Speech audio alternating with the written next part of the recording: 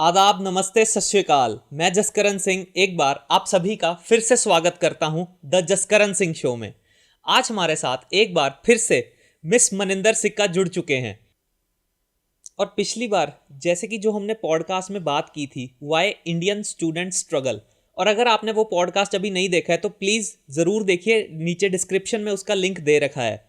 ये जो पॉडकास्ट है ये वाई इंडियन स्टूडेंट स्ट्रगल का एक तरह से पार्ट 2 हम कह सकते हैं, क्योंकि जो आज हम बात करने वाले हैं वो स्टूडेंट्स की मेंटल हेल्थ पर होने वाली है कि ये एजुकेशन सिस्टम स्टूडेंट्स की मेंटल हेल्थ को कैसे बिगाड़ता है। तो मनिंदर जी, तैयार हैं आप? जी ज़रूर। तो चलिए शुरू करते हैं। बिल्कुल। मनिंदर जी देखिए, मैं जो समझता हूँ कि जो एजुकेशन सिस्टम होता है या एजुकेशन जो होती है वो एक इंसान को बनाने के लिए बनी है, इंसान को समझ देने के लिए बनी है। लेकिन मेरे हिसाब से आजकल एजुकेशन की वजह से ही एंग्जाइटी बढ़ रही है, डिप्रेशन बढ़ रहा है और सबसे ज़्यादा सुसाइड केसेस बहुत बढ़ रहे हैं। आप कुछ कहना चाहोगे इसके बारे में? So truly said that human minds are to be shaped with the help of our education system. But sadly, what is happening is this education is giving lot of anxiety, depression to the young kids. For example अभी recently Jaipur में grade 4 के student ने suicide attempt किया because she was being bullied, right? And she complained to the teacher many times, but the teacher didn't took it seriously. Not to blame a teacher because teacher is not a therapist, right? And also our education system does not tell a child that how to deal if there is any bullying happening. One thing. Second thing, why students are having anxiety, क्यों students में anxiety depression बढ़ रहा है? क्योंकि हमारा education system बहुत comparison के ऊपर बेस्ड है, ठीक है। अगर किसी बच्चे के 100 में से लेट्स सपोज 90 नंबर आए हैं तो वो ज़्यादा इंटेलिजेंट हो गया, जिसके 80 आए हैं वो कम इंटेलिजेंट हो गया। तो हर क्लास में एक बच्चा होता है जिससे पूरी क्लास का कंपैरिजन किया जाता है। तो जिससे कंपैरिजन किया जा रहा है वो तो अपने आप को समझेगा that I am the superior, और जिन लोगों का कंपैरिजन किया जा रहा है वो लोग समझेंगे that I am inferior, which is not true. Everybody has their own light and everybody has their own unique abilities which our education system does not facilitate anywhere. Ma'am, आपकी बात से तो फिर एक ही चीज़ प्रूव होती है कि ये एजुकेशन इंसान को एजुकेट नहीं कर रही बल्कि मेंटली ब्रोकन बना रही है। बिल्कुल सही बात है, मेंटली ब्रोकन बना रही है। ओके, मेंटली ब्रोक कैसे कर रहा है हमारा एजुकेशन सिस्टम? क्योंकि जैसे मैंने पहले भी बोला था कि हमारे एजुकेशन सिस्टम में कंटेंट ड्रिवन ज़्यादा है, कंटेंट ड्रिवन असेसमेंट ज़्यादा है। एक जर्मनी का एजुकेटर था जर्मनी का, उसके स्कूल को बोला जाता है वॉल्डॉर्फ ग्रुप ऑफ स्कूल्स। उसका नाम था रुडोल्फ स्टीनर। उसने 3 एस्पेक्ट्स कंसिडर किए ह्यूमन बीइंग के: hand, heart and head, 3H, जिसमें बच्चे का हेड इन्वॉल्व है, बच्चे का हार्ट इन्वॉल्व है, बच्चे के हैंड्स इन्वॉल्व है। लेकिन contrary to our education system उसमें सिर्फ बच्चे का हेड ही इन्वॉल्व है या फिर हैंड इन्वॉल्व है, heart is not involve. And when there is no heart involved, then obviously the child would be mentally broken. बहुत ही अच्छी बात की मैम आपने। Thank you. ये बात है, सच है मैम। क्योंकि आजकल जो मैं देख रहा हूँ बच्चे दिल से तो पढ़ ही नहीं रहे हैं। उन पे बस थोपा जा रहा है कि तुम पढ़ो पढ़ो पढ़ो। आप किसी भी बच्चे को पूछ लो, अगर छुट्टी आ जाएगी ना वो ज़्यादा खुश होगा। हाँ, ये तो बात सही है। वो ज़्यादा खुश होगा rather than going to the school. और अगर कोई अनएक्सपेक्टेड हॉलीडे गवर्नमेंट अनाउंस करती है then that's the happiest day for the kid. मतलब उसको ऐसे हो गया कि वाओ जन्नत हो गई अब तो, कि अब मेरे को स्कूल नहीं जाना पड़ेगा।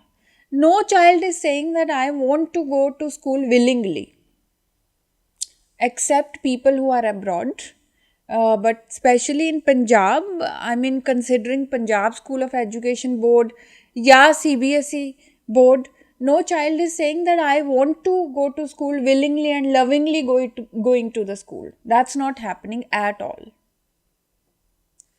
मैम आपकी इस बात से ना मैं एक बहुत कंट्रोवर्शियल और बहुत बड़ी बात बोलने वाला हूँ। मेरे को ऐसा लगता है कि जो हमारे सिस्टम बन चुके हैं ना, इनको स्टूडेंट्स की कोई परवाह ही नहीं है। इनको सिर्फ परवाह है रैंक्स की और रेवेन्यू की, पैसे की। So true. देखिए, हर स्कूल इस समय बिजनेस कर रहा है, and I am not saying that business is a bad word, but business में अगर मैनिपुलेशन हो रही है देन दैट्स बैड थिंग। हो रही है यहाँ पे, ठीक है। देखो, मैनिपुलेशन कैसे होती है, मैं आपको एक एग्जांपल देती हूँ। हर एक स्कूल के बच्चों को ये अपॉर्चुनिटी होती है कि वो स्पोर्ट्स में कुछ आगे करें, या स्पोर्ट्स के कॉम्पिटिशन्स होते हैं, या आर्ट के कॉम्पिटिशन होते हैं, या म्यूज़िक के। एक्चुअली तो बच्चा बाहर सीख रहा होता है एकेडमी में, ठीक है। अगर वो बच्चा अच्छा है तो वो स्कूल वाले उसको हाईलाइट करेंगे कि ये हमने सिखाया है, ये हमारा रैंक है, इसका रैंक 1 आया है, ये रैंक 2 आया है, ये हमारे स्कूल की वजह से ऐसा है। उनको एक्चुअली उन्होंने नहीं सिखाया, वो बच्चे ने बाहर से सीखा, ठीक है। और दूसरी चीज़ ये होती है कि वो बच्चा क्या बन जाएगा उनके लिए, जैसे स्पॉन्सर होता है ना, कि हमने इस बच्चे को स्पॉन्सर किया, ये फेस ऑफ द स्कूल हो गया। What about others? What about others? They don't care about them. जो बच्चा अच्छा होगा, डांस टीचर भी उसी को लेगा अपने ग्रुप में, या म्यूज़िक वाला भी उसी को लेगा। हम लोग फैसिलिटेट तो कर ही नहीं सकते। जो अच्छा है हमने वो ले लिया बस, और वो हमारा फेस ऑफ द स्कूल बन गया। इस फेस ऑफ द स्कूल से हम अपना और एडमिशन्स इनवाइट करेंगे और हमारा रेवेन्यू और बढ़ेगा। That's how our education system is working. They don't care about other kids who need special attention. आपके हिसाब से उनके लिए क्या करना चाहिए? उनके हिसाब से एक स्पेशल एजुकेटर्स आप अपॉइंट कर सकते हो। या नहीं स्पेशल एजुकेटर की ज़रूरत तो आप उनको फैसिलिटेट करो, म्यूज़िक भी उनको भी सिखाओ, या फिर डांस, उनको भी इक्वल अपॉर्चुनिटीज़ दो स्टेज पे जाने के लिए, सो दैट उनका भी कॉन्फिडेंस इंक्रीज़ हो। ऐसा नहीं है कि जो अच्छा है आप हमेशा उसी को लेके जाओ। रोटेशन होनी चाहिए, क्या कहते हैं, टर्न बाय टर्न हर एक बच्चे को अपॉर्चुनिटी मिलनी चाहिए, so that every child feels that I M important और आई एम वर्दी। मैम, जो आपने बात बोली मेरे को लगता नहीं ये यहाँ पे हो सकता है। यही तो अनफॉर्चुनेट बात है कि ये यहाँ पे हो ही नहीं सकता। और आई am not saying that it is not happening anywhere. हैं स्कूल्स जिसमें इक्वल अपॉर्चुनिटीज़ मिलती है, बट वो एक या दो ही हैं।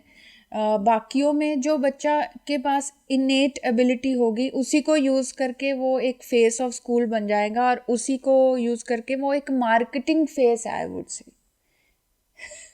कि वो स्कूल के लिए that is the marketing face for them.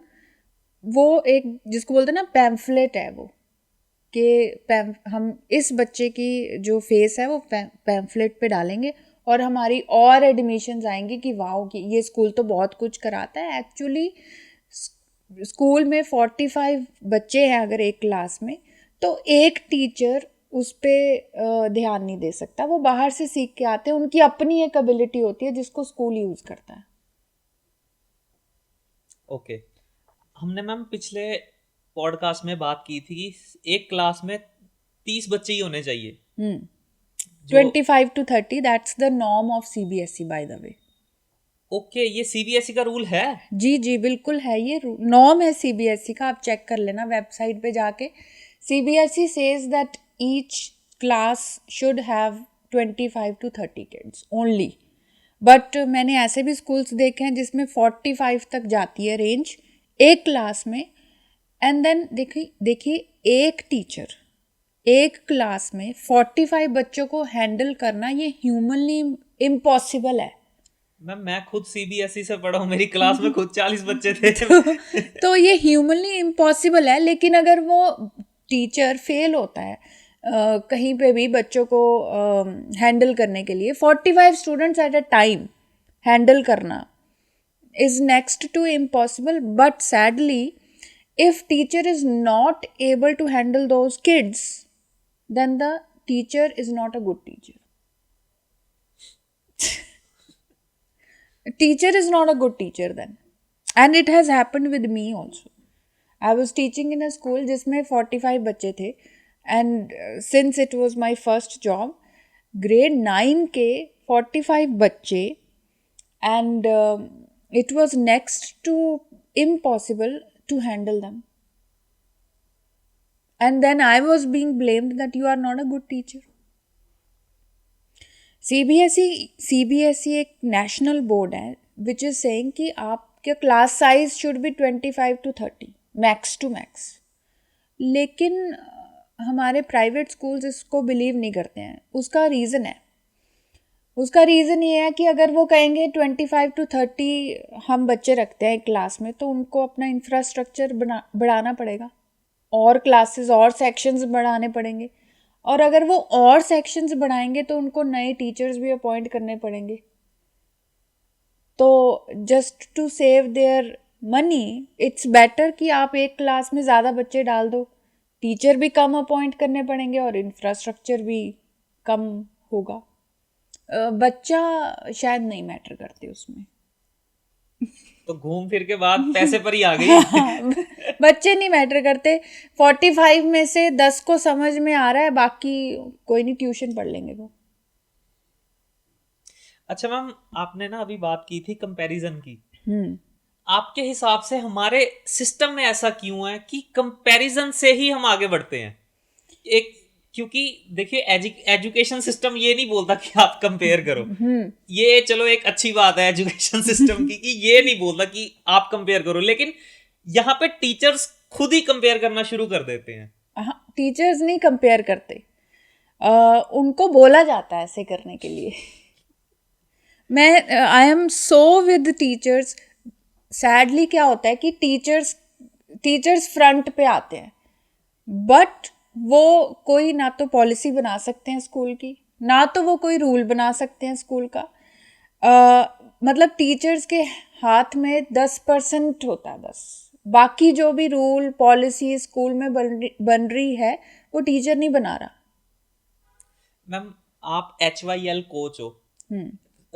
HYL का मतलब है हील योर लाइफ. ये मैम हील योर लाइफ के कोच हैं. तो मैम मैं आपसे एक चीज पूछना चाहता हूँ, जब कंपैरिजन होता है तो जो टीचर कर रहा है और जिस बच्चे का हो रहा है उसके मेंटल हेल्थ पे क्या मतलब असर पड़ता है, मेरे को ये जानना है.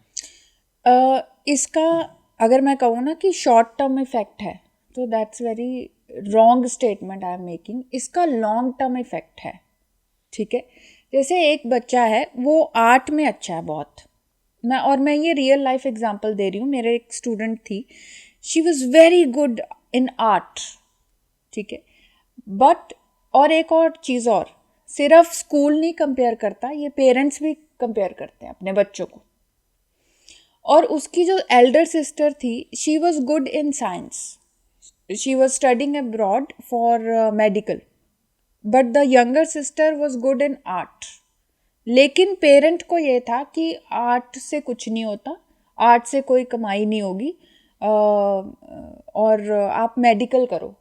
तो पेरेंट ने उस बच्चे को फोर्स किया कि आप सिर्फ मेडिकल ही करोगे और कुछ नहीं करोगे.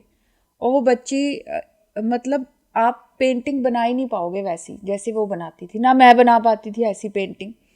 लेकिन कंपैरिजन कर करके ना तो वो अच्छी मेडिकल में रही, ना ही वो अच्छी आर्ट में रही, क्योंकि आर्ट करने से उसको डर लगने लग गया. ओके. कि अगर मैं आर्टिस्ट बनूंगी तो मेरे को मेरे पेरेंट्स से वैलिडेशन नहीं मिलेगी. तो ना वो आर्टिस्ट रही, ना वो मेडिकल में जा चुकी, और एंड में क्या हुआ, उसको लगने लग गया कि शी इज़ यूजलेस. और जब किसी को ये लगता है कि दैट आई एम यूजलेस, मेरे को लगता है इससे बड़ा डिसईज कोई नहीं हो सकता. I would call it a dis-ease, that you feel like that you are nothing. So that's the impact of comparison. Okay ma'am, हमारा ऐसा माइंडसेट क्यों बन जाता है मैम कि हम वैलिडेशन के पीछे ही भागने लग जाते हैं? क्यों हो जाता है हमारे साथ ऐसा? इसका रूट कॉज इज कंपैरिजन और सोशल प्रेशर. पेरेंट्स को ये होता है कि हम अगर 4 जनों में बैठे हैं तो हमसे पूछा जाएगा कि हमारे बच्चे क्या कर रहे हैं. और अगर मैं कहूँगा कि चलो आर्ट में है या डिजिटल मार्केटिंग में है या किसी चीज़ में है, तो वो थोड़ा अंडर वैल्यू चीज़ है. अगर मैं कहूँगा कि ओ मेरा बच्चा तो मेडिकल कर रहा है, तो 4 जने भी कहेंगे वाओ और बहुत अच्छी बात है. या फिर आईआईटी में है तो वाओ बहुत अच्छा है. और मैं कहूँगा ओ मेरा बच्चा तो अमेरिका में पढ़ रहा है, हार्वर्ड में पढ़ रहा है, तो वाओ. सो ये जो कंपैरिजन है that always seeks validation. Ma'am मेरे को डिफरेंस बताइए कि जो लोग कंपेयर किए जाते हैं और जिनसे किया जाता है, इन दोनों की मेंटालिटी कैसी बन जाती है? जो जिससे कंपैरिजन किया जा रहा है, फॉर एग्जांपल अगर आप बैठे हो और मैं बैठी हूँ, तो अगर आपके पेरेंट्स आके कहें कि इस लड़की को देखो है ना, she is very good and all that, तो मेरे में क्या आ जाएगा? ईगो. ओके कि मैं तो बहुत वाह वाह, मेरे में आई एम द सुपीरियर. और आप में क्या आ जाएगा कि मैं तो कुछ भी नहीं हूँ, मेरे को तो कुछ नहीं आता, मैं तो कभी लाइफ में कुछ कर ही नहीं सकता. और इससे क्या हुआ? कंपटीशन स्पिरिट आ गई. और हो सकता है हमें जेलसी भी आ जाए. तो जेलसी तो इज अ किलर. आपका टैलेंट अलग है, मेरा टैलेंट अलग है, तो मेरे हिसाब से तो कभी कंपैरिजन होना ही नहीं चाहिए. और इसी वजह से, कंपैरिजन की वजह से जेलसी होती है. जेलसी की वजह से अगर आप एक्सट्रीम में चले जाओ तो क्राइम भी होता है.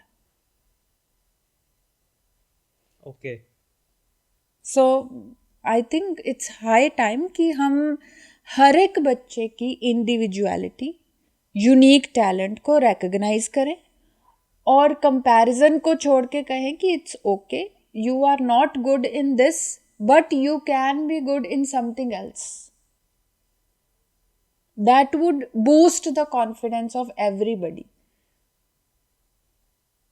लेकिन मैम जैसे मेरे को एक हंसी वाली बात आ गई.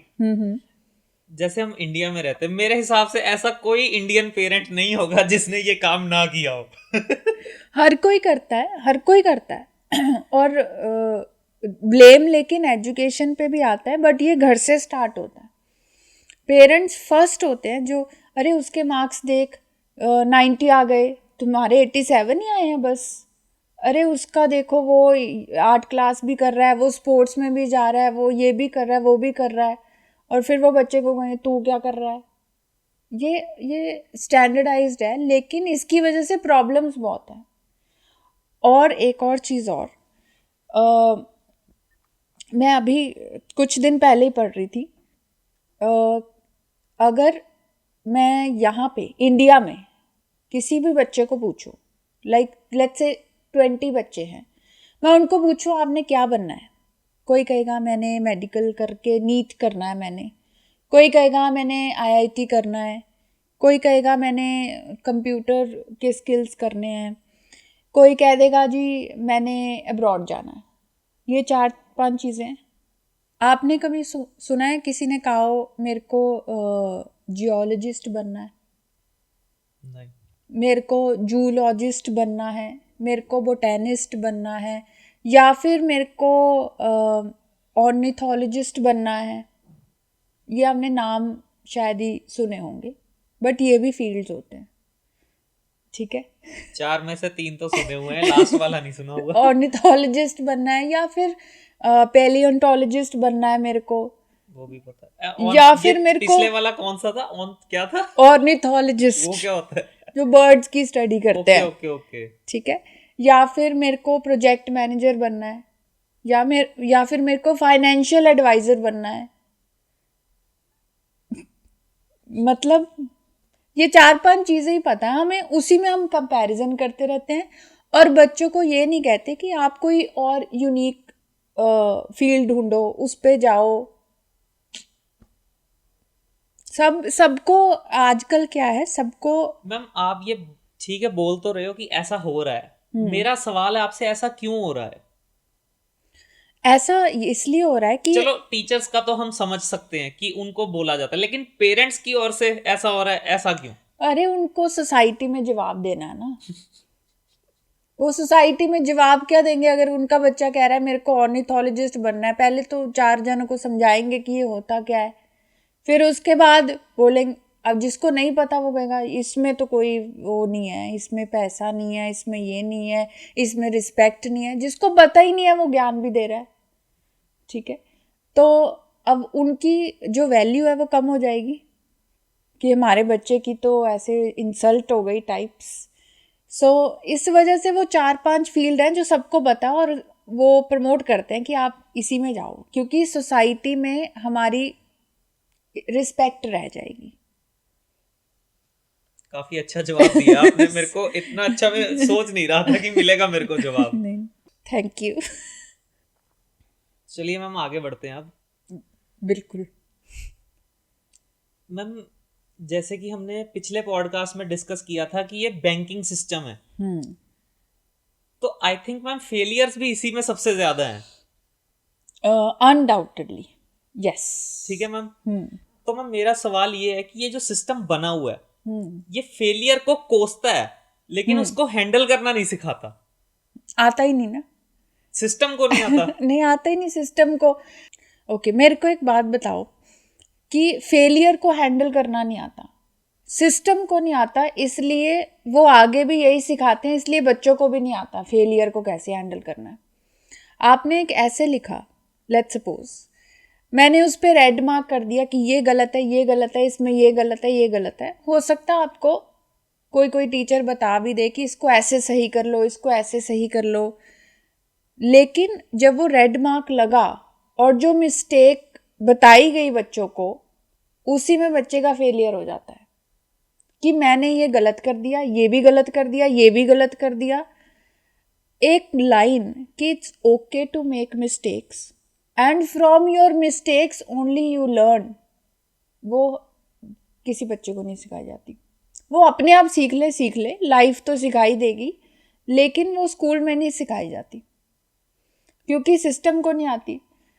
कोई भी सिस्टम हो, देखो जैसे मैं अब्रॉड की बात करी थी कि वो रिफॉर्म करते हैं, वो पहले फ्लॉज निकालते कि ये जो हमने पॉलिसी बनाई अब हमने इम्प्लीमेंट करी, लेकिन इसके फ्लॉज क्या थे, ठीक है, और उस फ्लॉज को हम रिमूव करते हैं नेक्स्ट पॉलिसी जो बनाएंगे हम।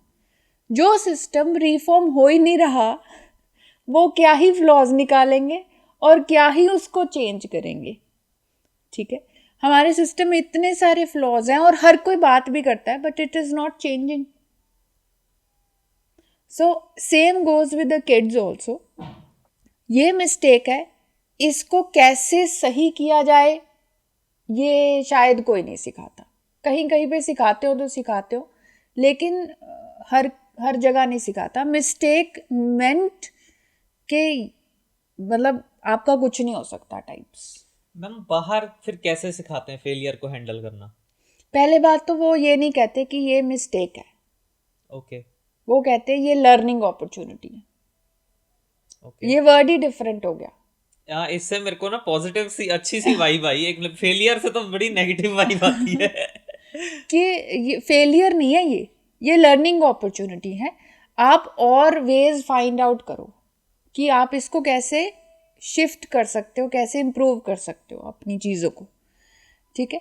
और अगर सपोज मैंने ए प्लान बनाया कि मैंने ऐसे ऐसे करना है, ठीक है, और वो अगर ए प्लान मैंने इम्प्लीमेंट किया और वो वर्क नहीं किया, तो वो कहेंगे this is a learning opportunity कि you have implemented this plan and it is not working, but it's okay, you can shift to the another one. यहाँ पे तो अरे ये नहीं काम किया, इतना टाइम लग गया इसमें, 1 साल लग गया इसमें, ये काम ही नहीं किया, अब क्या करेंगे। मतलब इतनी एंजाइटी क्यों है ना। इवेंचुअली तो सबने ख़त्म ही हो जाना, हम तो एक जर्नी पे है ना, यहीं थोड़ी ना बैठे रहेंगे। तो इट्स अ जर्नी, एंड अगर किसी ने मिस्टेक कर भी दी तो पहले तो वो वर्ड ही नहीं यूज़ करते मिस्टेक का ना। हमारे तो ये भी गलत है, ये भी गलत है, वो भी गलत कर दिया आपने। आपने पढ़ाई एमसीए की करी और कर कुछ और रहे हो, आपने पढ़ाई जोलॉजी की करी और कर कुछ और रहे हो, मतलब ये सब चीज़ें। एक डी टूर हमें नहीं आता है, वो गूगल मैप को ही आता है डी टूर करना ना। गूगल मैप भी कहता है कि अगर हमको रास्ता एक आप छोड़ दिया, आपने एक टर्न, इट्स ओके, आप डी टूर कर लोगे। यहाँ तो मिस्टेक हो गई, ये तो गलती हो गई, ये लो एक टर्न छोड़ दिया हमने। पहले तो 4 बातें सुनाई जाएंगी, फिर उसके बाद फिर वो आगे बढ़ेगा, पता नहीं कब। आपने मैम 3 इडियट्स वाली वही बात कर दी हाँ कि पहले इंजीनियरिंग की, बाद में बैंकिंग में एमबीए करके जॉब कर रहा हाँ, है। तो मैम इट्स ये हो ओके। रहा है, ये हो रहा है एक्चुअल में। तो what is wrong in this ना? What is wrong? अगर कोई कह रहा था कि ओके मैं प्लान कर रहा हूँ, मैंने एमबीए करनी है, लेकिन आगे जाके मेरे को एक और कोई अपॉर्चुनिटी लग गई, दिख गई कि मैं ये कर सकता हूँ बेटर, तो व्हाट इज रॉन्ग? हाँ कुछ भी नहीं है, लेकिन हमारा समाज एक्सेप्ट नहीं करता कि इसने ये और करिए ये रहा है। हाँ, अब मेरा ही एग्जांपल ले लो। तो वो जो समाज है वो खुद कुछ नहीं कर रहा होता। वो बस क्रिटिक्स हैं कि हम इसको कैसे ढूंढे, इसमें फ्लॉज ना। डीमोटिवेट करने वाले। डीमोटिवेट भी नहीं नहीं मैम, हम। होता है इंसान। अरे हम दूसरों में फ्लॉज ढूंढना हमसे सीखे कोई।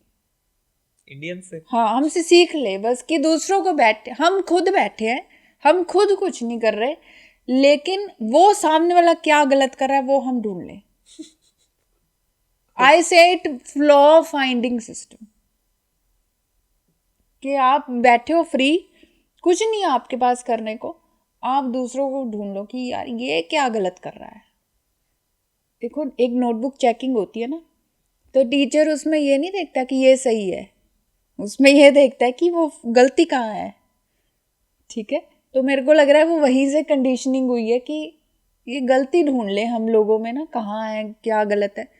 तो अगर कोई मान लो डॉक्टर एमबीबीएस भी कर रहा था, मैं देखती हूँ वो लोग भी अपना करियर शिफ्ट कर लेते हैं बाद में। What is wrong in that? उनको चलते हुए लगा कि नहीं यार ये रास्ता मेरे लिए सही है, so what is the pressure? क्यों हमारा सिस्टम इतना प्रेशराइज्ड क्यों कर रहा है ना? एक ही लाइफ है सबकी। एक चीज मैं और पूछनी चाहता हूँ आपसे, आपके हिसाब से मैम एजुकेशन ली कहाँ से जाए? एजुकेशन पहले तो उस चीज़ की ली जाए जिसमें आप इंटरेस्टेड हो। इंटरेस्ट कैसे पता किया जाए? ये तो इनेट एबिलिटी है। अगर मेरे को कोई बोले इस टाइम कि आप फाइनेंस की एजुकेशन लो, मैं इंटरेस्टेड नहीं हूँ तो मैं क्यों लूँ? That is from with in ना, कि मेरे को साइंस में ही कोई नॉलेज मिल जाए या एजुकेशन के बारे में कोई नॉलेज मिल जाए या न्यू टीचिंग स्ट्रैटेजीज पता लग जाए, तो I will educate my self on that. हो सकता है जैसे आप डिजिटल स्किल्स के ऊपर कोई ना कोई नॉलेज लेते रहोगे, ये आपकी एबिलिटी है, मेरी एबिलिटी नहीं है, ये सबको पता होती है, लेकिन हमारा एजुकेशन उसको किल करने में बिलीव करता है। सबको पता होता है। सी दैट्स व्हाई आई से कि everybody is born with unique ability, लेकिन हमको एक सिस्टम चाहिए, पुलिसिंग सिस्टम चाहिए। जैसे industrial system, I call it industrial system, factory system, जिसमें मशीन्स प्रोड्यूस एक ही तरह की यूनिफॉर्म, एक ही तरह के शूज़, एक ही तरह का सब कुछ, और एक ही लाइन में चल रहा है हमेशा, डिसिप्लिन, एक ही तरह के कंटेंट नॉलेज लेनी है, कोई यूनिक का मतलब मैं कहती हूँ दूर दूर तक कोई लेना देना नहीं। 25 के बाद ना, जब वो बच्चा एजुकेशन से बाहर आ जाता है, तब उसको पता लगता है कि ये तो मैं चाहता ही नहीं था पढ़ना। आप ना बात कर रहे हो, मेरे को अपनी ही फीलिंग आई जा रही है। आप बातें ऐसी कर रहे हो, मेरे को लग रहा है आप मेरी कहानी सुना रहे हो। आप बताओ ना फिर, आपको ऐसा लगा ना 25 के बाद यू वुड बी लाइक, ओ ये तो मेरे को करना ही नहीं था। ये तो मेरे को बिल्कुल लगा। मेरे को तो कुछ और करना था। इसीलिए क्या हो रहा है कि लोग पढ़ते हैं 25 तक ऑन एन एवरेज, फिर उसके बाद 3 साल जॉब करते हैं, फिर उनको लगता है ओ आई एम लॉस्ट, मेरे को तो ये करना ही नहीं था। इससे बेटर है कि पहले ही हमारा एजुकेशन वो सिखाए कि एक बच्चे को कि ये आपका टैलेंट है, आप इसको फर्दर लेके जाओ, और पेरेंट्स भी उसको सपोर्ट करें, कंपैरिजन ना करें और प्रेशराइज ना करें कि नहीं नहीं मेडिकल ही करनी है या फिर आईआईटी करनी है या फिर अब्रॉड ही जाना है। तो वो ना हो, हर एक को अपना एक यूनिक टैलेंट, जिसको बोलते हैं सेल्फ एक्चुअलाइजेशन। नहीं तो बहुत सारे क्लाइंट आते हैं मेरे पास, they are 40s, they are 50s, and then they say कि हमने जो इतने साल किया 10 साल, वो हमने करना नहीं था, हमें आर्टिस्ट बनना था, हमें अपना डिज़ाइन हाउस चलाना था, बट वो हमें पेरेंट्स ने नहीं करने दिया, या फिर हमारे टीचर्स ने नहीं करने दिया, या फिर एजुकेशन ने नहीं करने दिया, तो then that's a problem. Ma'am मैं थोड़ी अपनी एक बात शेयर करूं आपसे। बिल्कुल बिल्कुल। मेरी मेरी एजुकेशन मैम 25 की उम्र में ही खत्म हुई है। ठीक है, उसके बाद 3 महीने जॉब की मैंने और उन 3 महीने में मेरे को एक चीज बहुत क्लियर हो गई कि मेरे को भाई जॉब तो नहीं करनी पूरी जिंदगी। तो फिर जो मैम वो टाइम था ना, 3 महीने के बाद वाला टाइम, 1 साल में बिल्कुल फ्री रहा, तो वो मेरा एक लाइफ चेंजिंग टाइम था। मैं ये मानता हूँ। था, मैं बड़ी एंजाइटी में, बहुत टेंशन में था कि अब मैं करूंगा क्या, लेकिन मेरे वो लाइफ चेंजिंग टाइम था। उस टाइम से ना मजाक मजाक में ये शुरू हुआ मैंने कहा चलो एक एपिसोड बनाते हैं, क्या फर्क पड़ जाएगा। तो बस जब एक बनाया ना तो बड़ा अच्छा लगा कि यार हाँ ये मैं कर सकता हूँ पूरी जिंदगी। तो देखिए आपका इनेट एबिलिटी क्या थी? इनेट एबिलिटी थी लोगों से बात करना, अलग अलग लोगों से मिलना, टॉपिक्स के ऊपर, डिफरेंट टॉपिक्स के ऊपर डिस्कशन करना, इन डेप्थ नॉलेज लेना, ये आपकी एबिलिटी थी। और 25 साल, like 25 years of your life you have spent wasted, not spend. No, चलो आई वुड से कि चलो कुछ तो सीखा होगा, चलो चलो मान लेते हैं कि मान लेते कुछ हैं। तो सीखा होगा। 25 years तक आपकी जो एबिलिटी थी वो तो किसी एजुकेशन सिस्टम ने रिकग्नाइज करी नहीं, वो तो आप फ्री रहे जब, तब आपने खुद रिकग्नाइज करी। बिल्कुल। और मैं एक और चीज़ यहाँ पे, फ्री रहना, जैसे आपने बोला ना कि एंजाइटी रही, मेरे को स्ट्रेस रहा, यहाँ पे अगर आप जॉब नहीं कर रहे हो, कुछ पढ़ नहीं रहे हो, तो मतलब आप एक गिल्ट में चले जाओगे। हाँ, ये बात से मैं अपनी आपकी 100% एग्री हूँ। गिल्ट में खुद नहीं जाता बंदा, दूसरे भेज देते हैं। कि ओहो ये तो लाइफ खत्म हो गई, अब कुछ नहीं आएगा, पता नहीं क्या ही करेगा ये वो। I mean I sometimes I like to say please be quiet and let me do, or let everybody do their own thing, and you do your own thing। ठीक है, मतलब मुझे एक तो ये फियर ओरिएंटेड सिस्टम बहुत है। अगर आपके मार्क्स नहीं आए तो आपको कहीं जॉब नहीं मिलेगी, जॉब नहीं मिलेगी तो आपके घर में मनी नहीं आएगी, मनी नहीं आएगी तो आप आईफोन कैसे बाय करोगे, शादी कैसे होएगी। इतना फियर हमारे में शुरू से इनकलकेट किया हुआ है। जॉब नहीं मिलेगी, कोई अच्छी यूनिवर्सिटी नहीं मिलेगी, कोई अच्छी यूनिवर्सिटी नहीं मिलेगी तो लड़कों को तो और प्रेशराइज किया जाता है कि आपको लड़की ही नहीं मिलेगी मतलब कुछ नहीं मिलेगा, किसी को कुछ नहीं मिलेगा। भगवान ने ऐसे ही भेजा हमको यहाँ सैर करने के लिए। हर लाइक एवरीथिंग इज फियरफुल कि ये नहीं होगा तो ये नहीं होगा, ये नहीं होगा तो ये नहीं होगा।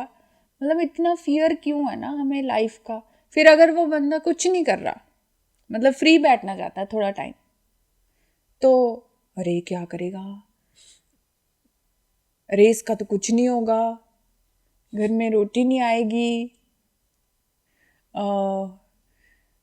कैसे होगा सब कुछ, मतलब कोई फ्यूचर मतलब ब्लैक करके जाएंगे कि कुछ नहीं हो सकता भाई आपका। तो मतलब हर एक को आइडेंटिटी चाहिए, विच आई अंडरस्टैंड। हर एक की अपनी आइडेंटिटी भी होती है। जैसे मेरी टीचिंग की आइडेंटिटी है, आपकी डिजिटल स्किल्स की या पॉडकास्ट की एक आइडेंटिटी है। लेकिन उस तक पहुंचने के लिए आपको पहले अपने आप को रिकग्नाइज करना पड़ता है। उसके लिए आपको थोड़ा टाइम चाहिए, गैप चाहिए थोड़ा, एजुकेशन से या जॉब से। Let them have their own gap no. What is the point of making them fearful कि आपने 6 महीने फ्री बैठ गई, ओ माय गॉड ये तो लाइफ खत्म हो गई, मतलब कुछ नहीं हो सकता। ये एजुकेशन से आता है हमारा फियर ना। कंपैरिजन के अलावा फियरफुल बना देते हैं वो इंसान को कि आपका तो भाई कुछ नहीं हो सकता। और एक और चीज, जो टॉपर होता है ना वो सबसे ज्यादा फियरफुल होता है। ऐसा क्यों? ये फैक्ट है, क्योंकि उसको फियर होगा फेलियर का, और फेलियर इनएविटेबल चीज है। फेलियर हर एक की लाइफ में आती है। लेकिन अगर मैं सोचती हूँ जो टॉपर होता है ना, अगर वो कहीं अपने प्लान से लाइफ ने उसको कुछ और दिया तो वो कैसे ही हैंडल करते हैं। ओ माय गॉड, उनको हैंडल करना आता ही नहीं है कि अब हम कैसे हैंडल करें। तो वो ज़्यादा एंशियस रहते हैं कि परफॉर्मेंस का प्रेशर होता है उनके ऊपर कि हमें ये तो करना है, नहीं तो हमारे पेरेंट्स क्या कहेंगे, हमारे टीचर्स क्या कहेंगे। मैम आप मेरे को एक बात बताइए, जब इतने स्ट्रेस की वजह से जब कोई स्टूडेंट सुसाइड करता है तो फिर इंस्टीट्यूशन को लीगली रिस्पॉन्सिबल क्यों नहीं ठहराया जाता? सी कोई भी इंस्टीट्यूशन इसमें रिस्पॉन्सिबल है ही नहीं। That's what I think. It's the system who is responsible. देखो कोई भी, अगर सपोज मैंने स्कूल खोलना है तो मैं सीबीएसई की एफिलिएशन लूँगी, जो सीबीएसई कहेगा वो मैं करती जाऊँगी। तो मेरा इंस्टीट्यूशन में इसका कोई रोल नहीं है। जो सिस्टम कह रहा है मैं तो वही फॉलो कर रही हूँ। ठीक है, तो it's the failure of the system, not an institution. First thing. Second thing, अगर आप एज अ इंस्टीट्यूशन सिस्टम को ब्लैंकली फॉलो कर रहे हो और आपकी अपनी कोई उसमें क्रिएटिविटी नहीं है, देन आई वुड से कि okay your institution is also failing. But अगर हमने रूट कॉज की बात करें तो इट्स द सिस्टम। तो फिर मैम कितने और स्टूडेंट्स की डेथ होगी तब हम ये जाकर एग्री करेंगे कि ये सिस्टम टॉक्सिक है? आई थिंक कुछ कुछ पार्ट्स हैं इंडिया में जो इस प्रॉब्लम को रिकग्नाइज कर रहे हैं और वो ऑल्टरनेटिव स्कूल्स लेके आ रहे हैं। जैसे मैंने पहले भी बोला, बेंगलोर में ऑल्टरनेटिव स्कूल्स हैं, या चेन्नई में मॉन्टेसरी स्कूल्स हैं, या फिर जैसे वॉल्डॉर्फ एजुकेशन सिस्टम के स्कूल्स हैं जिसमें I, as I said, hand, head, heart को इन्वॉल्व कर रहे हैं। और वो भी तो बच्चे सरवाइव कर रहे हैं और वो कॉम्पिटिटिव वर्ल्ड में आके अपनी उनकी एक यूनिक एबिलिटी रिकग्नाइज करें। But that's happening in south area of India. North में अभी उसका इम्पैक्ट धीरे धीरे शायद आएगा। ऐसा नहीं है कि लोग रिकग्नाइज नहीं कर रहे हैं लोग रिकग्नाइज, और उस पर वो काम भी कर रहे हैं, ऑल्टरनेटिव चीज़ें लेके आ रहे हैं, मेन स्ट्रीम एजुकेशन को साइड पे करके ये वॉल्डॉर्फ एजुकेशन को लेके आ रहे हैं। सो यस, धीरे धीरे चेंज तो आ रहा है। आप मैम टीचर भी हो ना, तो फिर आप इस सिस्टम में पढ़ाना चाहोगे कभी? नहीं, नहीं, मैं नहीं पढ़ा सकती इस सिस्टम में, क्योंकि मेरे को ये comparison, pressure of performance teacher को भी, और and to that teacher it gets transmit to the kid. I would never like to work there. No, never. मैंने 1 साल इस सिस्टम में काम किया है, लेकिन बहुत हार्ड था मेरे लिए इस सिस्टम में काम करना जिसमें teacher is also pressurized. And क्योंकि टीचर प्रेशराइज्ड है तो जेन्युइन सी बात है बच्चे भी प्रेशराइज्ड होंगे। दैट्स वाई मेरे को ये कैम्ब्रिज सिस्टम हो गया या प्रोविंस वाइज सिस्टम हो गया या आईबी का सिस्टम हो गया, that I like more, where there is freedom of choices. See education should give freedom, no, कि मेरा जो मन कर रहा है मैं वो करूँ. अगर मेरा ब्रेक लेने का मन है तो मैं ब्रेक लूँ. अगर मेरा जॉब में जाने का मन है तो जो मैं जॉब करूँ. अगर मेरा अपना कुछ बिजनेस करने का मन है तो मैं अपना बिजनेस करूँ. लेकिन जो हमारा मेन स्ट्रीम सिस्टम है, एक बुक है रिच डैड पुअर डैड, शायद आपने भी पढ़ी होगी.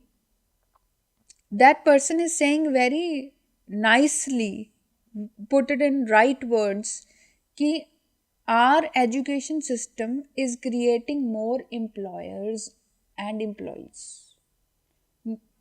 हमको कोई फाइनेंशियल लिटरेसी की एजुकेशन नहीं दी जाती, which is very important at young age, I would say. Now क्या एसेट है, क्या लायबिलिटी है, कैसे हम अपनी एसेट को यूज़ करके अपनी इनकम और बढ़ा सकते हैं, ये सारी चीज़ें शायद बच्चों को सिखानी चाहिए. कैसे वो अपना बिजनेस कर सकते हैं, क्या क्या प्रॉब्लम्स हैं जिसको वो सॉल्व कर सकते हैं थ्रू देयर बिजनेस, ये सिखाना आई think it's more important now days. हमारा इंडिया को तो बहुत अच्छा है कि +2 के बाद बाहर चले जाओ. That's the best thing we can do. या फिर आपने IIT कर लो, नीट कर लो, दैट्स इट. मैम मेरे को एक चीज़ बताइए, इमोशनल इंटेलिजेंस आप कैसे डिफाइन करोगे? इमोशनल इंटेलिजेंस मेरे हिसाब से, अगर कुछ भी सेंसिटाइज्ड चीज़ है आप एक्सपीरियंस कर रहे हो अपनी लाइफ में या किसी और फ्रेंड या फैमिली की लाइफ में, तो आप उसको कैसे हैंडल करोगे, that's what is emotional intelligence. अगर बच्चों के हिसाब से एग्जांपल दूँ, अगर मेरे 100 में से 90% मार्क्स आए हैं, तो आपको पता है ये बहुत इमोशनल चीज़ है बच्चों के लिए, स्पेशली उसके लिए जो 99 एक्सपेक्ट कर रहा था. 90% मार्क्स जिसमें 2 जने पास हो जाएं, 3 पास हो जाए तो वो भी कम है. तो वो रोएगा, अच्छे से रोएगा, but this is not an emotional intelligence. अगर आपने जितना एक्सपेक्ट किया था उससे कम आ गई, तो आप कैसे उसको हैंडल करोगे, दिस इज़ इमोशनल इंटेलिजेंस. या आपने सोचा था कि मैं नीट को तैयार करके एंड देन उसका मैं पास करूँगा या आई डू MBBS, बट आपका नीट क्लियर नहीं हुआ, तो बहुत सारे बच्चे डिप्रेशन में चले जाते हैं. IIT क्लियर नहीं हुआ या UPSC का एग्ज़ाम क्लियर नहीं हुआ, तो बहुत सारे बच्चे इसमें चले जाते हैं कि हमको तो कुछ आता ही नहीं है, हम नहीं कुछ कर सकते. लेकिन मैं हमेशा कहती हूँ कि वो रॉन्ग प्लेस पे हैं. उनका हो सकता है ये टैलेंट ना हो, वो किसी और चीज़ में अच्छे हों. ये रिकग्नाइज करना जो हमारा एजुकेशन सिस्टम नहीं सिखाता, this is called emotional intelligence. और एक और चीज़, व्हाट इज़ डिप्रेशन? आपको क्या अंडरस्टैंडिंग है डिप्रेशन की? डिप्रेशन की मैम, मेरे हिसाब से तो मैम एंजाइटी भी डिप्रेशन करती है मेरे हिसाब से, पहली बात तो. और डिप्रेशन एक्चुअल में मैम बहुत टाइप्स का होता है. जैसे कोई इंसान बात नहीं करना चाह रहा किसी से, अकेला रहना चाह रहा है, या उल्टा भी हो जाता है बिल्कुल. कभी किसी के साथ घुलना चाह रहा है, कभी किसी के साथ मिलना चाह रहा है ताकि वो अकेला फील ना करे. मेरे को एग्जैक्ट तो मैं नहीं डिफाइन कर पाऊंगा. ये एजुकेशन सिस्टम ने सिखाया नहीं किसी को कि डिप्रेशन क्या होता है. Depression is when you have lost your expression. और वो एक्सप्रेशन ऐसे नहीं कि बोल के बताना, ज़रूरी नहीं है. कोई इंसान का एक्सप्रेशन डांस हो सकता है, किसी का म्यूज़िक हो सकता है, किसी का ट्रैवलिंग हो सकता है. ठीक है, इन सब को छोड़ के हमारा एजुकेशन सिस्टम कहता है 90% मार्क्स.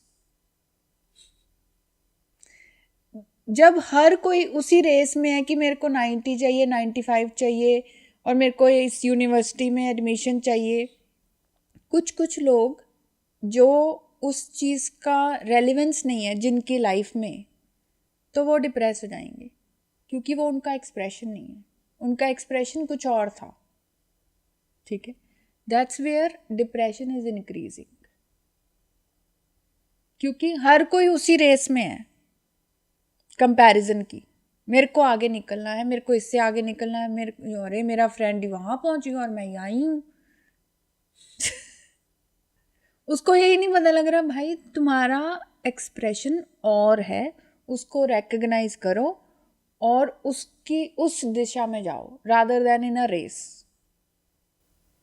जो मैम डिप्रेशन में है ऑलरेडी, वो अब हील कैसे कर सकते हैं? पहले तो वो देखो, डिप्रेशन भी जैसे आपने कहा अलग अलग टाइप का होता है। अगर तो सिवियर डिप्रेशन है तो वो they should consult a therapist and nothing wrong in it. जैसे किसी का फ्रैक्चर हो तो आप डॉक्टर के पास जाओगे ना, कहोगे नहीं नहीं कुछ नहीं होता, फिर क्या हुआ, थोड़ी सी हड्डी फ्रैक्चर है, फिर क्या होगा, ऐसा तो नहीं कहोगे ना। नहीं नहीं। तो एक तो ये भी टैबू है कि हम और स्पेशली नॉर्थ में हमको ना ये आदत है put everything under carpet and expect कि ये अपने आप सॉल्व हो जाएगा। अरे किसी को डिप्रेशन है, एंजाइटी हो, फिर क्या हुआ, हमें भी होती थी, कोई बात नहीं। अरे कुछ नहीं होता, डिप्रेशन डिप्रेशन कुछ नहीं होता, ये तो ऐसे ही तो बाहर घूमा डिप्रेशन चल जाएगा, ऐसे भी होते हैं। तो अगर कोई आपको कह रहा है कि yes I am not feeling good, recognize, और अगर आप हेल्प कर सकते हो वेल एंड गुड, नहीं कर सकते तो रेकमेंड कि आप किसी थेरेपी के पास जाओ।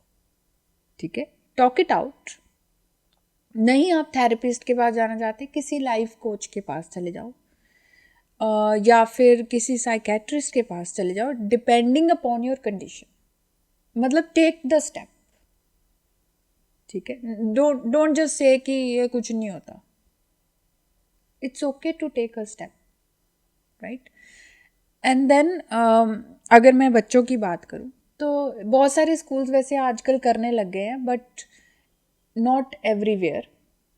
बच्चों को इसके बारे में एजुकेट करना और इमोशनल इंटेलिजेंस लेके आना, सो दैट वो अपने एक्सप्रेशन को लूज ना करें किसी भी पॉइंट ऑफ लाइफ में। ठीक है, दैट्स वेरी इम्पोर्टेंट। आपने मैम लाइफ कोच बनने का क्यों सोचा? मैंने लाइफ कोच बनने के बारे में इसलिए सोचा बिकॉज जितने भी बच्चों से मैं मिलती हूँ, ठीक है, मुझे ऐसा लगता है कि मैं उनकी हेल्प करूँ अच्छे तरीके से। बिकॉज बहुत सारे बच्चे मेरे साथ ओपन हैं, वो अपनी प्रॉब्लम्स, अपने फियर्स मेरे साथ डिस्कस करते हैं। तो I wanted to help them in a right way, so that's why I've decided to get the certification done. That's why I've become a life coach also, along with the teacher. Because I think that kids are the most important aspect of any society or economy. तो अगर उनका ध्यान ना रखा जाए तो I don't know what will happen to our future. So it's very important कि हम उनका इमोशनल तरीके से, फिज़िकल तरीके से और एकेडमिक तरीके से ध्यान रखें। बट हमारा फोकस सिर्फ एकेडमिक्स पे रह जाता है, ये दो एस्पेक्ट हम शायद कहीं ना कहीं भूल जाते हैं। Also because of, not only because of education, social media बच्चों को वो भी कंपैरिजन से आता है। मेरे फ्रेंड के पास फ़ोन है, मम्मा मुझे भी चाहिए। ठीक है, तो वो कई पेरेंट्स तो थोड़े वाइज होते हैं, वो कहते हैं कि नहीं ऐसे नहीं, they tackle their in their own way. लेकिन कई ऐसे होते हैं, अच्छा उसके पास है, कोई नहीं मैं तुमको भी लेके दूंगा। वो प्रेस्टीज की बात आ जाती है वहाँ पे। तो फिर वहाँ पे क्या होता है, सोशल मीडिया से अगेन कंपैरिजन बढ़ता है कि मेरा फ्रेंड ऐसे निकल गया आगे, उसके इतने फॉलोअर्स हो गए, मेरे कम हैं, इतने लाइक्स आ गए, मेरे कम हैं। That's also creating comparison. That's why Australia has band social media for kids. आप बच्चों को फ़ोन दो, नोकिया का फ़ोन दो और बटन वाला फ़ोन दो जिसमें कोई सोशल मीडिया ना हो, सो दैट कंपैरिजन कम हो। काफी अच्छी सलाह दी आपने। हाँ, थैंक यू। मैं एक चीज पूछना चाहता हूँ आपसे, अगर ये जो सिस्टम है जो बच्चों को डिप्रेशन एंजाइटी दे रहा है, तो फिर हम इसको एजुकेशन क्यों कह रहे हैं? ये एजुकेशन तो है ही नहीं। मैं तो नहीं कह रही मैं नहीं कह रही इसको एजुकेशन। मैं तो बिल्कुल अगेंस्ट हूँ इस तरीके की एजुकेशन जहाँ पे बच्चों को कंपैरिजन की वजह से एंशियस किया जाए और वो बेचारे लॉस्ट ही हो जाए कितने कितने उम्र तक। I have seen people who have reached at the age of 40 and they wanted to become something else but they are doing something else. क्यों? क्योंकि कंपैरिजन था, प्रेशर था परफॉर्मेंस का। तो मैं तो इसको बिल्कुल भी एजुकेशन नहीं कह रही। एजुकेशन वो होती है जिसमें हम एबिलिटीज़ को फाइंड करके और उनकी तरफ उनको फैसिलिटेट करें। ठीक है, अच्छा क्यों हम इसको एजुकेशन कह रहे हैं? क्योंकि हमको देखो एक सिस्टम में सरवाइव करना है, हमारा सिस्टम ऐसे है तो इसलिए हम इसको एजुकेशन कह रहे हैं। लेकिन ये अच्छा, और ऐसा भी नहीं है कि बच्चे अवेयर नहीं हैं, बच्चे बहुत अवेयर हैं। मेरे से बच्चे क्वेश्चन पूछते हैं, जैसे एक बच्चा था बहुत intelligent, he is very intelligent.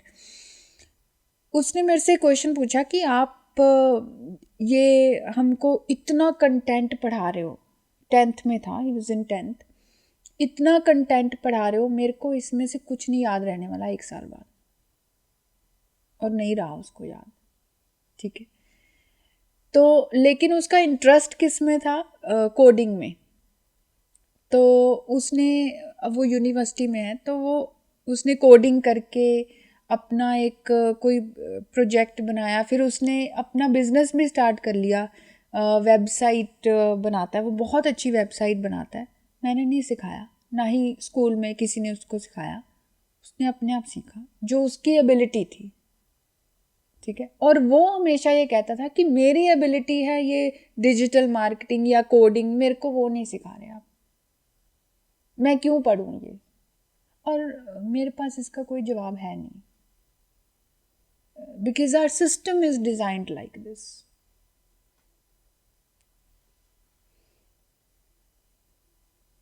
And I am glad he found उसका अपना एबिलिटी।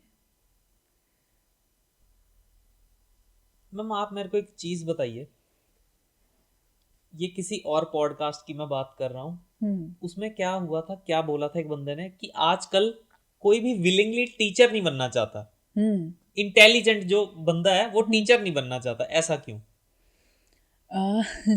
ये तो आपने बिल्कुल ऐसे कर दिया कि कंट्रोवर्शियल क्वेश्चन पूछ लिया ये, कि अब मैं इसका ऐसे जवाब दूं कि कोई टारगेट ना हो। अच्छा मैम एक मिनट, एक चीज मैं आपको पहले बताना चाहता हूँ, मैं पहले टीचर बनना चाहता था, बाद में मेरा मूड बदल गया।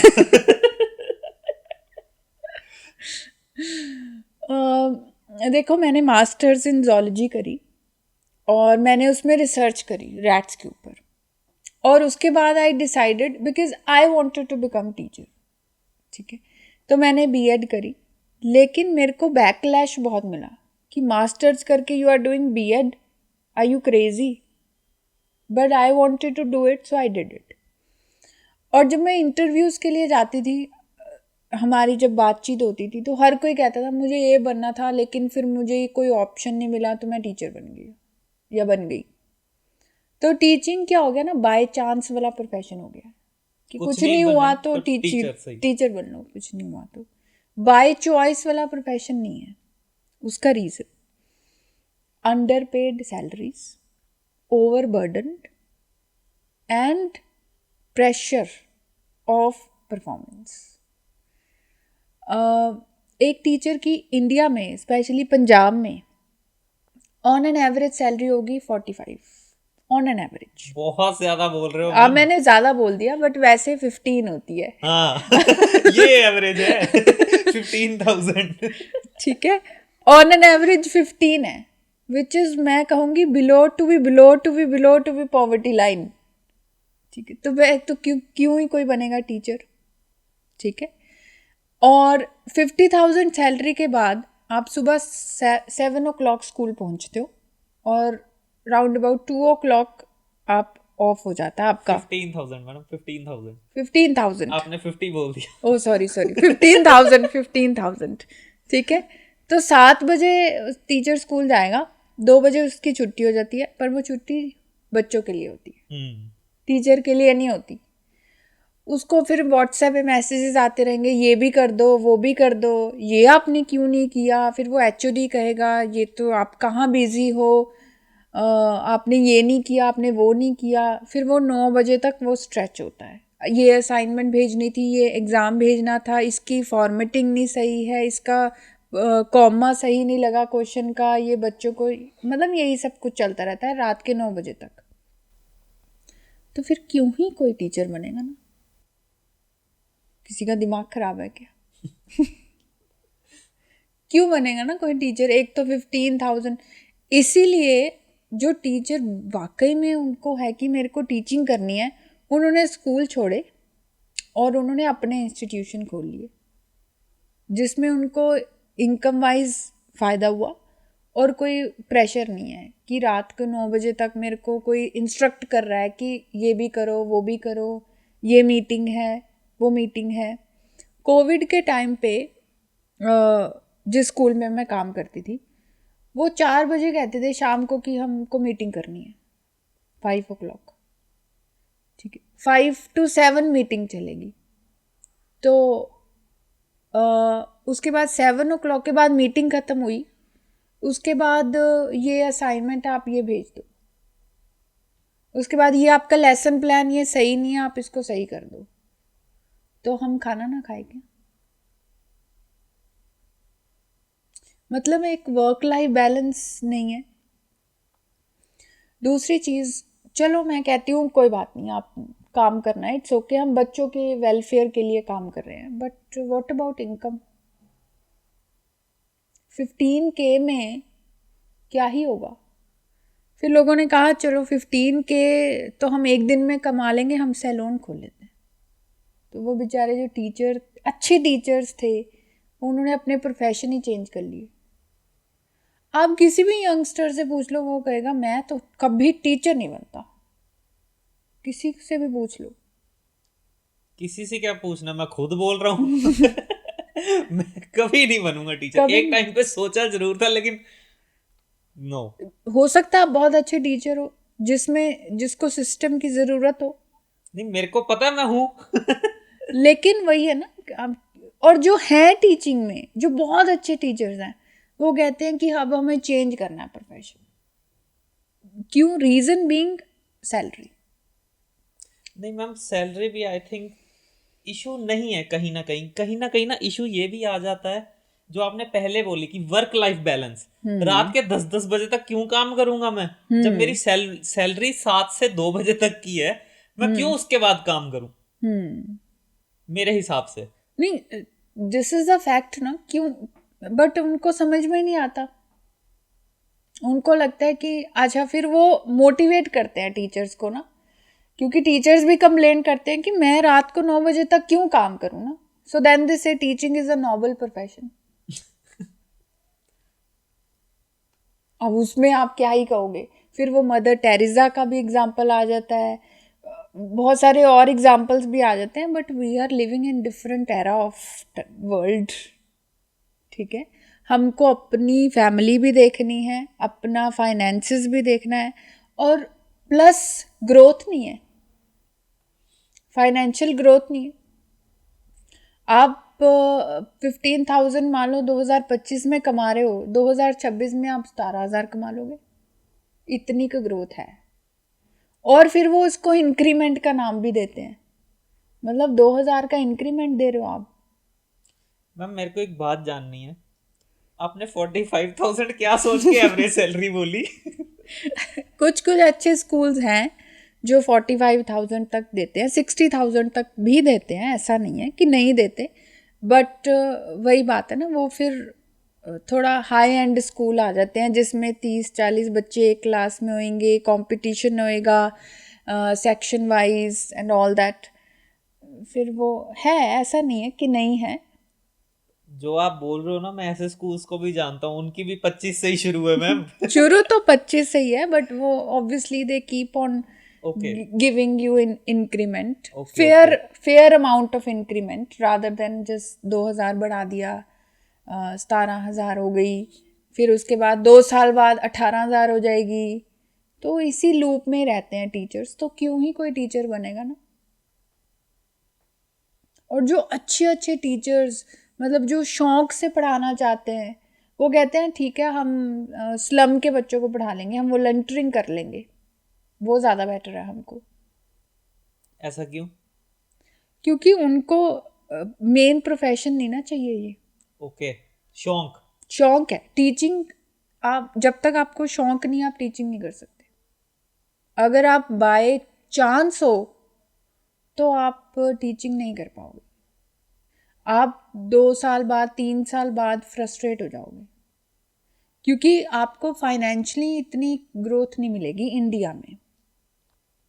Accept few schools, there are schools जो अच्छा पे करते हैं, लेकिन ऑन एन एवरेज 15 से लेके 20 तक सैलरी रहती है। ओके और एक और चीज़ होती है जो कुछ कुछ स्कूल प्रैक्टिस करते हैं, सिक्योरिटी रखते हैं वो।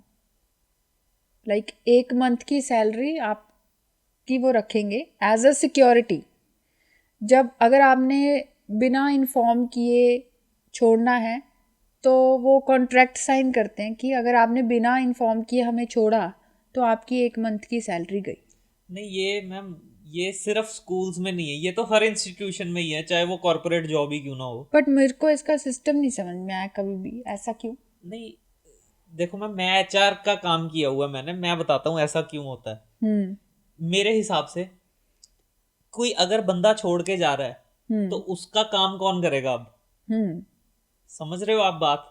हम्म तो इस वजह से उसकी सैलरी काट लेते हैं। तो अच्छा, बाहर नहीं होता ऐसा कुछ? अच्छा, बाहर नहीं होता? वो अगर मैं आज कह दूं कि I am leaving tomorrow, they will pay you. पहली बात तो वो आपकी कोई ऐसे सिक्योरिटी नहीं रखते। नहीं, मैं भी श्योर नहीं हूँ, मेरे को लगता है कि ये वजह है, क्योंकि कंपनी को घाटा ना हो ना। दूसरे को हो जाए कोई बात नहीं, उसने जो 1 महीने का काम किया वो कोई नहीं।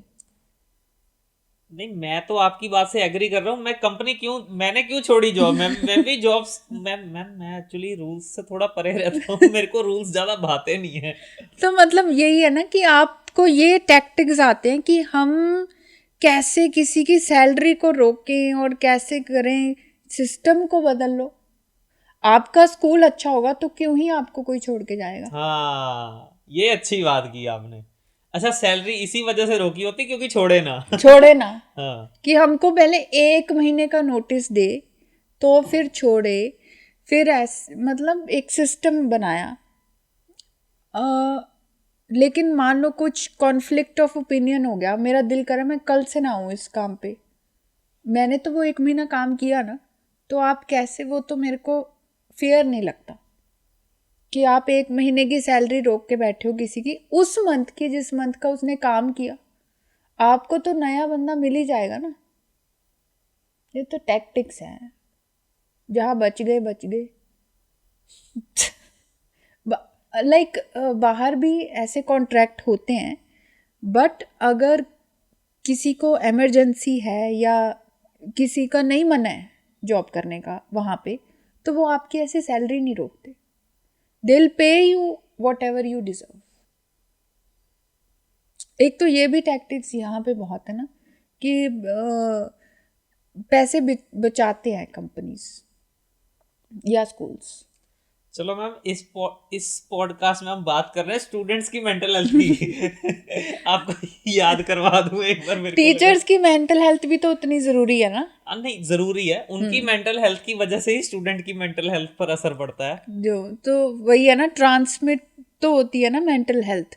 अगर टीचर ही फ्रस्ट्रेटेड है तो वो ऑब्वियस सी बात है, वो कहीं ना कहीं फ्रस्ट्रेशन स्टूडेंट पे वो कर देगा, निकालेगा कि फिर वो ब्लेम भी फिर टीचर पे ही आएगा कि ये टीचर ही गलत है।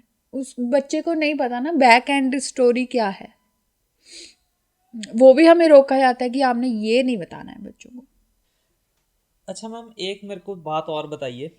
आपने बोला कि बेंगलोर बड़ी अच्छी ग्रोथ कर रहा है एजुकेशन सेक्टर में। ऐसा कैसे हो रहा है? मतलब क्यों हो रहा है ऐसे कि बेंगलोर कर रहा है ग्रोथ और यहाँ पे कुछ नहीं हो रहा? ऐसा कैसे? वहाँ पे अभी मैं रिसेंटली किसी से मिली, वहाँ पे एक कपल था। That couple has stayed in US for 18 years and they left US and came back to Bangalore. And I asked, why are you crazy? You have left US. And then they were like, Bangalore is growing. Okay. That's why we came back from US. I asked how Bangalore is growing. So एक answer was कि हमने main stream education को छोड़ के alternative schools पे आ गए हम। Alternative schools जैसे मैंने पहले बात करी, वॉल्डॉर्फ की एजुकेशन है या कृष्णामूर्ति के मॉन्टेसरी स्कूल्स हैं, जिसमें बच्चे एक्सप्लोर करते हैं खुद। 3 एस्पेक्ट हैं, हैंड, हार्ट एंड हेड। इन तीनों को इन्वॉल्व करके बच्चों में क्यूरियोसिटी डाली जाती है, कोई कंपैरिजन नहीं, कोई प्रेशर नहीं परफॉर्मेंस का, and that's how they are excelling.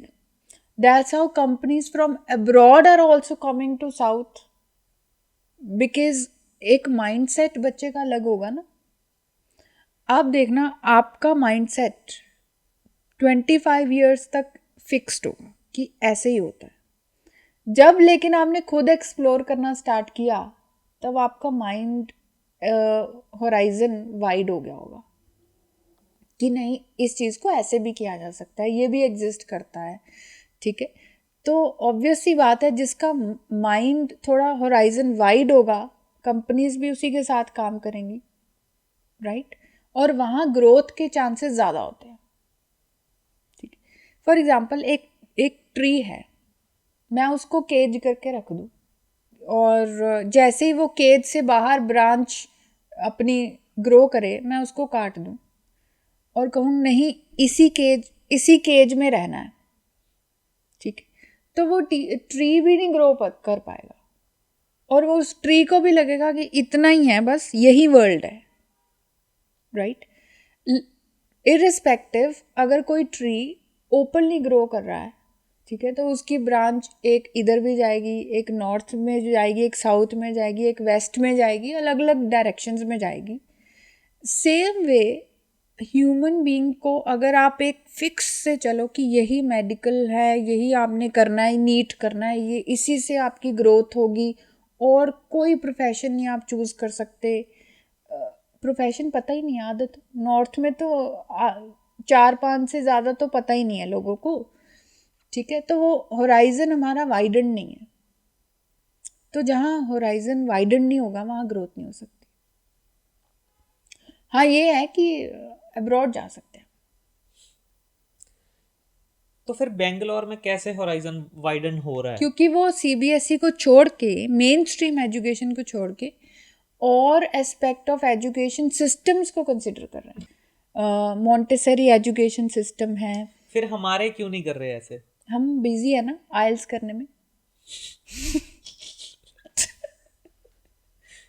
मैं वहां पे एक सार्केज्म ऐसा लगाता, मेरी हंसी छूट जाती है।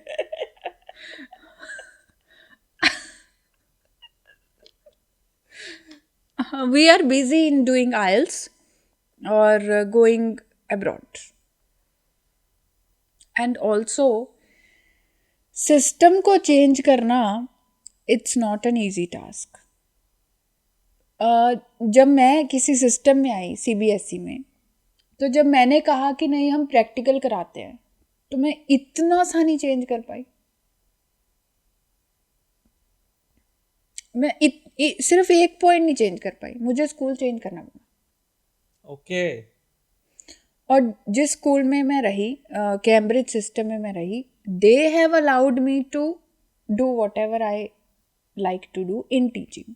वहाँ पे मैंने प्रोजेक्ट बेस्ड लर्निंग करवाई, वहाँ पे और एस्पेक्ट्स ऑफ टीचिंग मैंने किए, क्योंकि वहाँ मुझे कोई रोकने वाला नहीं था, because the system was Cambridge system. ठीक है, कोई ऐसा भी नहीं था कि कोई पॉलिटिक्स हो रही है कि नहीं ये टीचर आगे निकल जाएगा. Everybody was so supportive. The colleagues were supportive. नहीं इसको ऐसे नहीं, ऐसे करते हैं. मैम मैं एक चीज़ बोलना चाहता हूँ आपको. मैं ना एक चीज़ फील करता हूँ कि यहाँ पे टीचर्स की एजुकेशन भी बहुत लिमिटेड है. टीचर्स खुद ही आवाज़ नहीं उठाते तो सिस्टम कैसे चेंज होगा? दे don't care. But they should. How? जिसकी सैलरी 15,000 है वो कहेगा मेरे को तो मेरी सैलरी बढ़ानी है कैसे भी. मैं तो स्कूल छोड़ूं या तो कहीं और जाऊं या अपना इंस्टीट्यूट खोलूं. फिर मैम टीचिंग नोबल प्रोफेशन तो रह ही नहीं गया है. टीचिंग नोबल प्रोफेशन ही रह गया है. जिसकी सैलरी कम है वो नोबल ही है. फ्री फंड में आप काम कर रहे हो. इट्स लाइक फ्री फंड में काम लेकिन करो. मैम मन में तो यही है ना कि सैलरी बढ़े. तो क्यों? मेरे को एक बात बताओ. हर इंसान. आप पहले मेरी बात पूरी सुन हाँ लो ना. सुन. मैं ये कह रहा हूँ कि ठीक है आपकी बात सही है कि सैलरी बढ़नी चाहिए, मैं डिनाई नहीं कर रहा. मैं ये बात बोल रहा हूँ कि वो स्टूडेंट्स का वेलफेयर नहीं है ना. लेकिन स्टूडेंट्स का तो इवेंचुअली नुकसान ही हो रहा है. तो ये नोबल प्रोफेशन कैसे हुआ, ये पॉइंट पे मैं पूछ रहा हूँ. देखो मेरी बात सुनो. टीचर जब क्लास में आ जाता है ना तो फिर वो अपनी सैलरी के बारे में नहीं सोचता. वो अपना 100% देता है कि मेरे को इन बच्चों को पढ़ाना है, अच्छे से पढ़ाना है. ठीक है. बट पॉइंट है कि वो चेंज लाने के बारे में अगर सोचेगा भी तो वो कर नहीं पाएगा क्योंकि सिस्टम इंट्रिकेट सिस्टम है ना. वो एक बंदे की बात क्यों सुनेगा? यूनिटी नहीं है. यूनिटी आ ही नहीं सकती ना. ऐसा क्यों? हर एक को अपना घर भी तो चलाना है. मैंने कहा ना मैं सिस्टम में थी. मैंने सिर्फ इतनी सी बात करी कि हमको हर क्लास में प्रैक्टिकल करवाना चाहिए कुछ ना कुछ. मैं इतना सा चेंज नहीं कर पाई. एंड देवर लाइक कि आर यू क्रेजी, हमारा बर्डन बढ़ जाएगा. और हम क्यों, हमारे ऊपर पहले ही बहुत बर्डन है. They're right. They're very much right. I am not saying that they're wrong.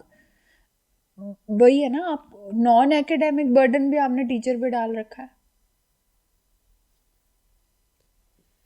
इलाज बताइए मैम. प्रॉब्लम तो देखो पता चली गई, इलाज बताइए आप. इलाज ये है कि नॉर्थ में भी ऑल्टरनेटिव स्कूल्स आए जो मेन स्ट्रीम से थोड़ा सा हटके हों. ठीक है. जिसमें बच्चे अपने आप से खुद करें कुछ क्लास में, एक्स्ट्रा नहीं, क्लास में करें कुछ, लेक्चर के टाइम पे खुद एक्सप्लोर करें, प्रॉब्लम फाइंड करें, प्रॉब्लम को सॉल्व करें, जिससे उनका जो हराइजन है माइंड का वो थोड़ा वाइडन अप हो. ठीक है. सोल्यूशन यही है. मेन स्ट्रीम को चेंज करने में पता नहीं कितना टाइम लगेगा. वो तो हर नया टाइम में पॉलिसीज बनाते रहते हैं. जैसे अभी CBSE ने एक नया रूल निकाला है कि ग्रेड 10 के बच्चों को बिगिनिंग से लेके एंड तक जितना सिलेबस है वो सारा आएगा. अब वो बच्चे और टेंशन में आ गए कि हम हर एक सब्जेक्ट का शुरू से लेके एंड तक इतना सारा सिलेबस हम कैसे याद करेंगे. तो ह्यूमनली इट्स नॉट पॉसिबल. इतनी सारी बुक्स हैं, कितने 7 सब्जेक्ट्स हैं उनके, कैसे कर लेगा कोई. And that's how it becomes pressure for them. Board के एग्जाम में तो बच्चों को वैसे नींद नहीं आती. इतना कंटेंट ड्रिवन आप सिर्फ मेमोरी टेस्ट करोगे बच्चों की. That's it. कोई प्रैक्टिकल तो होता नहीं है बोर्ड में ग्रेड 10 में. और अगर होता भी है तो वो प्रैक्टिकल बुक के मार्क्स लग जाते होते हैं. वो तो लग ही जाते हैं. चीटिंग करके. चीटिंग नहीं, वो उनको पता है 20 में से 18 तो लग ही जाएंगे. नहीं वो भी चीटिंग करके बनाई होती है. चीटिंग करके बनाई होती है वो भी. ट्रू. मैं अपनी बात ही बता रहा हूँ, किसी की ये नहीं था. हर बच्चा चीटिंग करके ही बनाता है. ट्रू. तो इतना सारा कंटेंट एक बच्चा कैसे याद कर लेगा जिसमें उसका कुछ एक्सप्लोर नहीं करा. वो बैठ के सिर्फ पढ़ रहा है, याद कर रहा है टू बी प्रिसाइज कि याद करना है हमने और बस. और मैं आपको एक और फैक्ट बताती हूँ. मान लो एक बच्चे का आज साइंस का एग्जाम है बोर्ड का. ठीक है, 2 दिन बाद उसका मैथ्स का एग्ज़ाम है, 2 दिन बाद उसका एसएसटी का है एग्ज़ाम है, 1 हफ्ते में मान लो उसके सारे एग्ज़ाम्स हो गए, 1 हफ्ते के बाद उसको कुछ भी पूछ लेना, उसको कुछ नहीं याद होगा। वो तो मैं एग्री करता हूँ। उसको याद नहीं होगा। मेरे जैसे बच्चे होंगे अगर, तो शायद हो सकता है उनको याद हो, क्योंकि मेरी मेमोरी बहुत अच्छी है। तो वो मेरी एक एबिलिटी है, पर हर एक की नहीं ना होती।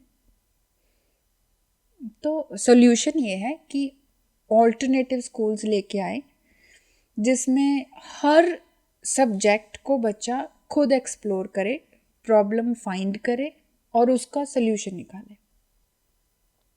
अगर हार्ट बीट मैंने पढ़ानी है, तो मैं हार्ट बीट का सिर्फ डेफिनेशन दे के बस बात ख़त्म नहीं होती। उसको एक्सरसाइज करवाओ, नोट करे वो अपनी रीडिंग्स कि मेरी हार्ट बीट कैसे इंक्रीज़ हुई, स्टेथोस्कोप से या दूसरे मेथड्स से। 3 रीडिंग्स ले, ऑन एन एवरेज निकाले कैसे इंक्रीज़ हुई, मतलब that's how it should be. आपको मैम आज पॉडकास्ट पे आकर कैसा लग रहा है? मेरे को बहुत अच्छा लग रहा है। जैसे मैंने पहले भी कहा, आपने मेरे को प्लेटफॉर्म दे दिया, because I was saying things but nobody was taking me seriously. They were like कि शी इज़ यंग, ऐसी इसको चेंज करने का, यंगस्टर्स को होता है ना कि हम चेंज करें कुछ, तो कुछ नहीं, 5-6 साल बाद, ये भी मैंने सुना है, किसी टीचर ने मेरे को बोला 6-7 साल बाद आप भी हमारे जैसे ही हो जाओगे। तो अभी तो 5 साल हो गए हैं मेरे को टीचिंग में, अभी तक तो हुई नहीं मैं उनके जैसे, तो अभी होप सो कि आगे भी ना हूँ।